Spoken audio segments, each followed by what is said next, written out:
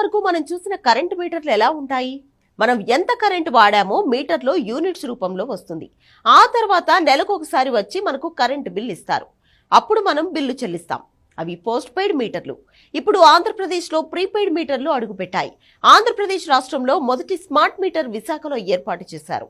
ఆంధ్రప్రదేశ్ రాష్ట్రంలో మొదటి స్మార్ట్ మీటర్ను తూర్పు ప్రాంత విద్యుత్ పంపిణీ సంస్థ విశాఖ ప్రజారోగ్య శాఖ ఎగ్జిక్యూటివ్ ఇంజనీర్ కార్యాలయంలో ఏర్పాటు చేసి సరికొత్త చరిత్రకు శ్రీకారం చుట్టింది. ఈ స్మార్ట్ మీటర్లను తొలుత ప్రభుత్వం కార్యాలయాల్లో ఏర్పాటు చేసి వాటిపై పూర్తి స్థాయిలో అవగాహన వచ్చిన తర్వాత ఇళ్లకు ఏర్పాటు చేస్తారు. వీటి పనితీరు పూర్తిగా భిన్నంగా ఉంటుంది. ఈ మీటర్కు మనం ముందుగానే రీఛార్జ్ చేసుకోవాల్సి ఉంటుంది.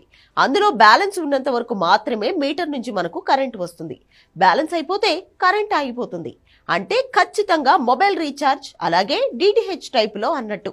విద్యుత్ ఎంత వినియోగించింది అనేది మీటర్లో ఎప్పుడూ కనబడుతుంది. అలాగే ఆన్లైన్లో రీడింగ్ కూడా తీసుకోవచ్చు. మనం మామూలుగా పైసలు మనకు వాడుకలో ఉండవు, కానీ ఇక్కడ పైసలు కూడా మీకు కనపడతాయి. ఉదాహరణకు మీరు 500 రీఛార్జ్ చేసి 401 రూపాయల 93 పైసలు వాడితే ఆ నెంబర్ అక్కడ కనపడుతుంది. మీరు బిల్ రెగ్యులర్ గా తప్పకుండా చెల్లించాలి, లేదంటే కరెంట్ ఆగిపోతుంది. మొదటి రోజు మీరు 100 రూపాయలు రీఛార్జ్ చేస్తే అది అనుకోకుండా అయిపోతే ఉదాహరణకు 20 రూపాయల వరకు క్రెడిట్ ఇస్తారు.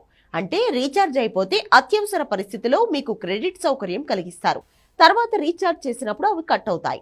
యూరప్, అమెరికా, ఆస్ట్రేలియా దేశాల్లో ఇవి పూర్తి స్థాయిలో అందుబాటులో ఉన్నాయి. బిల్ ఎగ్గొట్టే అవకాశం 100కు 100% ఉండదు. కరెంట్ లైన్ బిల్ కట్టలేదు అని ఆపేస్తే లైన్మెన్ కి ఫోన్ చేసి వైర్ కల్పమని అడిగే సీన్ ఉండదు. రీఛార్జ్ చేస్తేనే కరెంట్ వస్తుంది.